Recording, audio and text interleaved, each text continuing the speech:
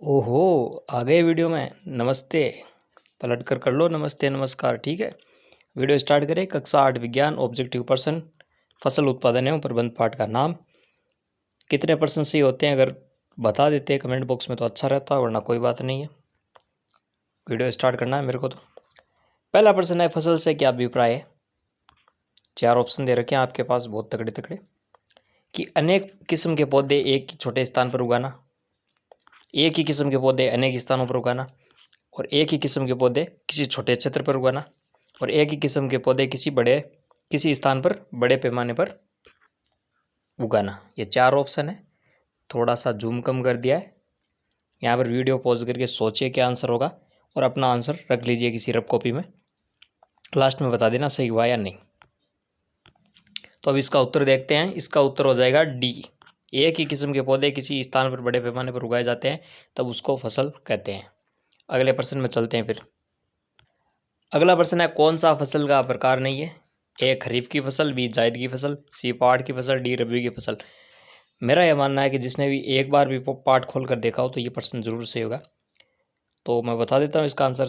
I think सबको आता होगा। पहाड़ की फसल जैसी कोई फसल नहीं है, तो बाकी 3 फसलें हैं। तीसरा प्रश्न देखते हैं। तीसरा प्रश्न कर रहा है, रबी की फसल उगाई जाती है। ए वर्षा ऋतु में, शीत ऋतु में, सी बसंत ऋतु में, डी ग्रीष्म ऋतु में। तो ये तीसरा प्रश्न है। इसका आंसर आई थिंक आपको पता होगा। तो शीत ऋतु में उगाई जाती है। इसके अलावा जायद की फसल होती है, और एक फसल और है वो खरीफ की फसल। तो वो किस ऋतु में उगाई जाती है वो भी आपको पता होना चाहिए। अगला प्रश्न है, कौन सी जायद की फसल है। ए धान, बी कपास, सी मटर, डी खीरा। तो वीडियो पॉज करके सोचिए आंसर। इसका सही आंसर है डी खीरा। पांचवा प्रश्न है, कौन सी खरीफ की फसल है। ए मक्का, बी सरसों, सी मूंग, और डी चना। तो पांचवें में आपका हो जाएगा ए, मक्का है वो खरीफ की फसल है। छठा प्रश्न है, किसान का मित्र है। ये भी सबको आना चाहिए मेरे हिसाब से। ए चूहा, बी केंचुआ, सी नेवला, डी चिंटी। तो इसका आंसर है केंचुआ। लेकिन आप बता दीजिए कि केंचुए को किसान का मित्र क्यों कहते हैं अगर आता हो तो। सातवां प्रश्न देखते हैं, सरल औजार जिसका उपयोग खरपतवार निकालने एवं मिट्टी को पौला करने में किया जाता है उसका नाम है। ए फावड़ा, बी कुदाली, सी हल, या डी कल्टीवेटर। तो वीडियो पॉज करके सोचिए। तो इसका सही आंसर है कि सरल औजार जिसका उपयोग खरपतवार निकालने मिट्टी को पौला करने में किया जाता है उसका है कुदाली नाम। आठवां प्रश्न देखते हैं, फसल उत्पादन का सबसे महत्वपूर्ण चरण कौन सा है। ए मिट्टी तैयार करना, बुआई, सिंचाई, या कटाई। तो फसल उत्पादन का सबसे महत्वपूर्ण चरण है वो है बुआई। 9 प्रश्न देखते हैं, बुआई का आधुनिक औजार कौन सा है इनमें से। ए हल, बी कल्टीवेटर, सी कुदाली, डी सीड ड्रिल। तो ये 9 प्रश्न है। 9 प्रश्न हो जाएगा डी सीड ड्रिल। 10वां प्रश्न है, एनपीके में पी का अर्थ है। ए पोटेशियम, बी फॉस्फोरस, सी परमाणु, या डी फ्लोरीन। तो वीडियो पॉज करके सोचिए इसका आंसर। तो इसका आंसर हो जाएगा फॉस्फोरस। ठीक है, अगला देखते हैं प्रश्न कि सिंचाई की आधुनिक विधि है कौन सी है। ए घिरनी, बी ढेकली, सी ड्रिप तंत्र, या डी रहट। तो वीडियो पॉज करके सोचिए। तो इसका सही आंसर हो जाएगा आधुनिक विधि कौन सी है। ये 3 तो है आपकी परंपरागत विधियां, और ये है ड्रिप तंत्र है वो आधुनिक विधि है। ठीक है, और अगला प्रश्न है, खेत में अवांछित उगे पौधे कहलाते हैं। ए फसल, बी झाड़ी, सी घास, या डी खरपतवार। देखो इस प्रश्न को ध्यान से पढ़ना, इमोशनल मत होना ज़्यादा। झाड़ियाँ भी उग जाती है खेत में, घास भी उग जाती है, लेकिन उनके लिए एक वैज्ञानिक नाम है जो आपके पाठ में दिया गया है। उसका आंसर होगा खरपतवार।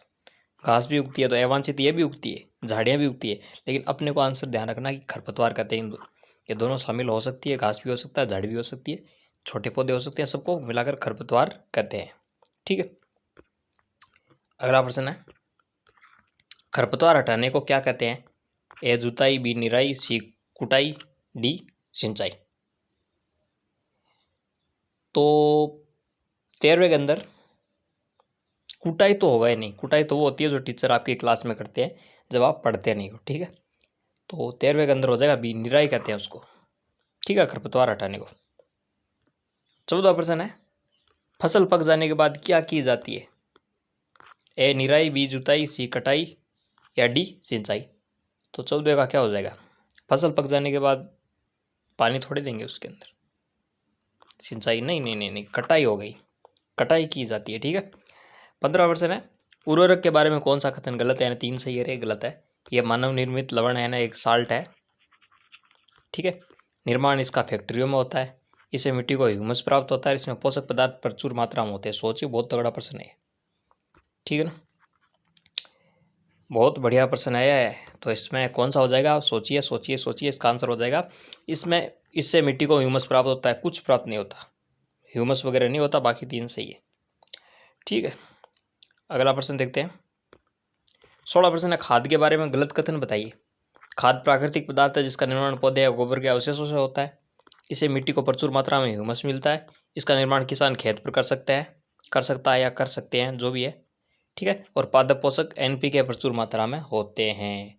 इसका बता दीजिए भैया क्या होगा, ये भी बढ़िया प्रश्न है। तो हाँ, सही बात है, किसान इसका निर्माण खेतों पर कर सकते हैं, निर्माण पौधे और गोबर अवशेषों होता है, लेकिन ये 2 B और D में से कौन सा होगा। तो इससे मिट्टी को ह्यूमस मिलता है जो उर्वरक से नहीं मिलता, तो ये सही है, तो ये गलत हो जाएगा। पादप पोषक NPK प्रचुर मात्रा में होते हैं, इनमें नहीं होते, उर्वरकों में होते हैं। N nitrogen, P phosphorus, K potassium. NPK होते हैं, एक तरह का उर्वरक है जो मिलता है, खाद में नहीं मिलता, ठीक है, उर्वरकों में की कैटेगरी में आता है। अगला प्रश्न देखते हैं, किस ऋतु में सिंचाई की जरूरत सबसे कम पड़ती है। A ग्रीष्म ऋतु, B वर्षा ऋतु, C शरद ऋतु, D बसंत ऋतु। तो सिंचाई न पौधों में जरूरत अनुसार पानी देना सिंचाई है, तो किस ऋतु में पड़ती है। ग्रीष्म ऋतु सबसे ज़्यादा पड़ती है, इसको ऐसे भी घुमा के पूछ सकते हैं, किस ऋतु में सिंचाई की सबसे ज़्यादा जरूरत पड़ती है, तो ग्रीष्म ऋतु। वर्षा ऋतु, तो इसका आंसर वर्षा ऋतु हो जाएगा, शरद या बसंत नहीं होगा। वर्षा ऋतु कम क्यों पड़ती है, ऐसे नहीं कह सकते हैं कि वर्षा ऋतु में सिंचाई की जरूरत पड़ती ही नहीं है। क्यों, क्योंकि ऐसा थोड़ी है कि बारिश लगातार हो रही है, बारिश रुकती भी है, कुछ धूप के दिन भी आते हैं, तो वहाँ पर अगर पानी की कमी हो जाए, नाम उसका वर्षा ऋतु है क्योंकि बारिश होती है। अगर बारिश ना हो तो हमें सिंचाई करनी पड़ती है, लेकिन थोड़ी करनी पड़ती है, क्योंकि ज़्यादा अगर बारिश से पूर्ति हो जाती है, लेकिन करनी जरूर पड़ती है। तो यह वर्षा ऋतु हो गया। 18 प्रश्न है, कौन सा एक जैविक खाद का लाभ नहीं है। जैविक खाद के प्रयोग से मिट्टी की जल धारण क्षमता घटती है, जैविक खाद के प्रयोग से मिट्टी भुरभुरी व सरंध्र हो जाती है, जैविक खाद के प्रयोग से मिट्टी में मित्र जीवाणुओं की संख्या में वृद्धि होती है, और जैविक खाद मिट्टी के गठन को सुधार देती है। तो जैविक खाद के बारे में कौन सा कथन इसमें से गलत है, सही नहीं है, यानी लाभ नहीं है, इसका हानि है। कौन सा लाभ नहीं है, सोचिए सोचिए। तो इसका आंसर हो जाएगा A, जैविक खाद के प्रयोग से मिट्टी की जल धारण क्षमता घटती है। ऐसा बिल्कुल भी नहीं है, ये नेगेटिव बात होगी क्योंकि ये बढ़ती है इसकी। बाकी ये 3 जैविक खाद के बारे में सही है। जैविक खाद का लाभ परीक्षा में पूछ ले तो आप यहाँ से भी याद कर सकते हैं, ठीक है। 19वां प्रश्न है, कटाई के लिए उपयोगी है कल्टीवेटर, सीड ड्रिल, 2,4-D या हार्वेस्टर।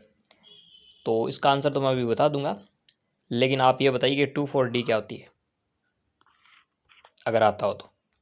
और इसका आंसर हो जाएगा हार्वेस्टर। 2,4-D क्या होती है, चलो मैं बता देता हूँ, 1 नंबर में आ सकता है, 8वीं बोर्ड में। 2,4-D एक क्या है, खरपतवार नाशी है, जिसका उपयोग है ना केमिकल है, जिसको खरपतवार को मारने में इसका उपयोग किया जाता है, ठीक है। और हार्वेस्टर के 2 भाग होते हैं, कौन से होते हैं बता दीजिए, अगर पता हो तो, ठीक है। 20वां प्रश्न देखते हैं, लास्ट प्रश्न आज का। सिंचाई के उस तरीके को क्या कहते हैं जिसमें पानी को पौधों की जड़ों के नज़दीक बूंद बूंद करके डाला जाता है। A घिरनी विधि, B ड्रिप विधि, C छिड़काव विधि या D लीवर विधि। तो बूंद बूंद सिंचाई इक्वल टू ड्रिप विधि, ठीक है। ये था इस प्रश्न का आंसर, और इसी के साथ वीडियो कंप्लीट होता है। बस एक छोटी सी है रिक्वेस्ट के वीडियो को देखने के लिए थैंक्स। वीडियो को लाइक ज़रूर करें, शेयर भी करें, चैनल को सब्सक्राइब करें, और वीडियो को एंड में बता दो कमेंट बॉक्स में वीडियो अच्छा बनाया या बुरा, और कितने % आपके सही हुए, क्या बेनिफिट मिला या नहीं, और क्या इसमें सुधार कर सकते हैं, वो भी आप अपने सुझाव दे सकते हैं।